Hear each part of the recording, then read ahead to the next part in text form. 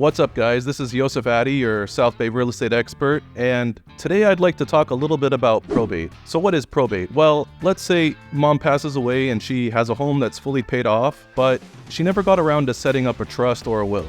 So that's where the probate court has to step in to distribute all those assets like real estate, bank accounts, investments, etc. So probate is the process in which all of those assets are sold or distributed according to the deceased person's will. Or if they don't have a will, then it would be distributed according to California law. And that's with surviving spouses and children obviously being first to qualify as the direct heirs. And then after that, you basically have a succession that prioritizes other family members based on how closely they are related to the deceased. So an executor is commonly named in the will, or if there is no will, an administrator is appointed to complete the probate process by the court. So let's explore for a minute how we can avoid this, probate court altogether. Well, there are several ways you can avoid probate, but these are the two most common. Number one would be to hold real property jointly, like if a couple is married and one person passes, then the other person basically becomes the sole owner.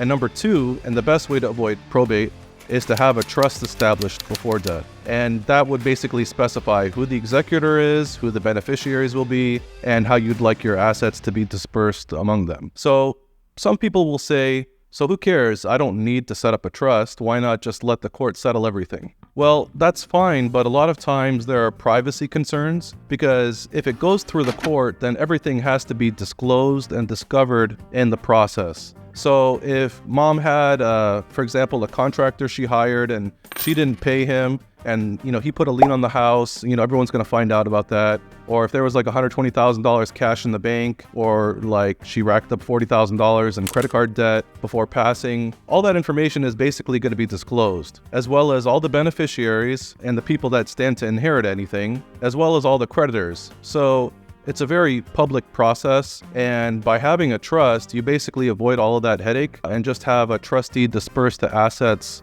privately according to the trust. But, let's say there is no trust and probate can't be avoided. So let's look at this timeline I prepared for you guys. The first step is to have a lawyer draft and file a petition for probate. The court collects $465 to enter the filing. A notice of hearing gets published in a local newspaper. And in the petition that was submitted to the court, all the assets of the deceased are disclosed, not just the home that needs to be sold. So perhaps, there's $50,000 cash in the bank or a stock portfolio or whatever. Everything gets listed in that probate petition that the judge reviews, such as the value of the house, all cash, estimated value of stocks, etc., etc. And of course, all encumbrances are listed as well. Things like mortgages, tax liens that basically have to be paid off and make the home free and clear so it can be sold. Now, the heirs, such as the children, are also listed. And if one has passed away and had children, we list the grandchildren to inherit their share. So usually within 30 days, you get a hearing date. During COVID, there were delays up to like 3 or 4 months before a hearing, but you should assume now that 5 or 6 weeks after filing, you'll basically have your hearing date. Now, at the hearing, the judge will give you a yes or no regarding the appointment of the petitioner as being the personal representative. So usually that's the son or the daughter, but let's say there's 4 children and Sister Mary wants to represent her brother and sisters. So the court will seek their approval to put her in charge and also to give her full authority. Now, if there is no will, then the personal representative also becomes the administrator. So if there was a will, then the personal representative is simply the executor of the will. Also at the hearing, it will also be decided what's going to happen to this house. Does one of the children wish to buy it? And if so, do they have the credit and funds available in order to make that purchase? Once it's decided what the fate will be of the house, then the judge will appoint the person to execute that plan. Oftentimes, it's a good idea to have your realtor there. He or she can meet the family, be present at the hearing, and fully understand what's expected of both the family and the judge. Now, the person who is appointed personal representative by the court, they now have the authority to make decisions for the property, such as putting it up for sale, subject again, of course, to the approval of the judge. Now, once the judge approves Mary, for example, as the personal representative, about 2 weeks later, around the 2-month mark, if we look at the chart again, she now has the orders and letters from the court. And she can then go to a bank and withdraw let's say that $50,000 or whatever was in there, and put it in the estate's bank account. Now that account has its own tax ID and is basically a separate entity that Mary has authority to oversee. Mary can also sign a listing agreement with the realtor of her choosing, and she can sign the accepted offer when it goes into escrow, and the listing agreement is only good for a maximum of 90 days. So there's also another legal document called the Notice of Proposed Action that gets mailed out to all of the heirs to basically let them know we're going to sell this house for $1 million or whatever. If they don't object within 15 days, then you can basically close escrow. This is assuming, of course, Mary has full authority. She can accept the offer, close escrow, and be done with the home in a relatively short period of time. Usually all within 6 months of the filing or sooner, depending on how quickly the home can be marketed and sold. Now, if she doesn't have limited authority, the real estate process basically moves at a slower pace. If you look at the chart, you can basically see how there's the timeline for the full authority versus the limited authority. So one of the issues in probate, if there's limited authority, is that a probate referee is involved. And now you basically have to sell it for at least 90% of what the probate referee says the home is worth. Also, you need to make sure that your buyer has a 10% deposit. But with full authority, there's no referee, and you can open escrow with any offer you wish, and there's no need to get the court's approval. So if Mary has full authority, does that mean she can buy the home personally for $500,000 even if it's worth $1 million? Well, no, because the other heirs or creditors could object within that 15 days and stop the sale. Let's go back to the scenario if Mary has limited authority. So the referee will value the house, and he or she is not going to go inside. They're basically just going to evaluate it based on comps alone, so comparable home sales. And he has 60 days to get that back to you as far as the valuation. If he values it for $1 million, for example, then you have to sell it for at least $900,000 to get court's approval. Now, obviously, as a probate specialist, the realtor will know what problems could potentially come up and get ahead of those to make the whole process smoother.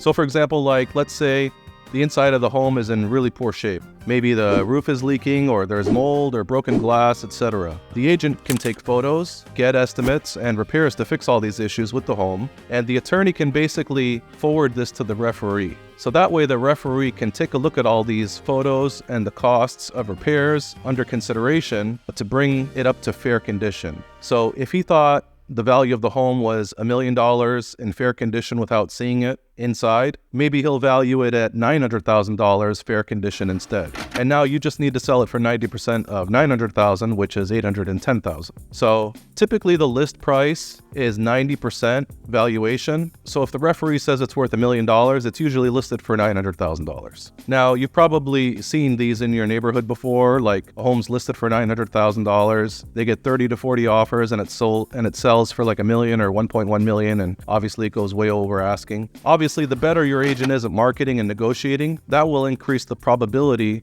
of getting a very high and strong offer. And that's why even in a regular sale, to be honest with you, without probate, the pricing strategy of listing the home below market value and sparking a bidding war always works out best to maximize the offers and the sales price. And that's why the judges love it, and because his obligation is to make all the creditors whole and to pay the beneficiaries the most money possible. So by getting a bidding war started on the house, the judge is going to be pretty confident that the best offer has been accepted. If it was listed for a high price and sat there for 3 months and got one lowball offer, we just don't know if it could have sold for more. Let's continue with this limited authority scenario, and let's say we have an offer accepted in escrow with a young family that has 2 kids, and they're putting 20% down for a purchase price of $900,000 that's closing in 30 days. Now, the potential sale of the home has to get published in a local newspaper.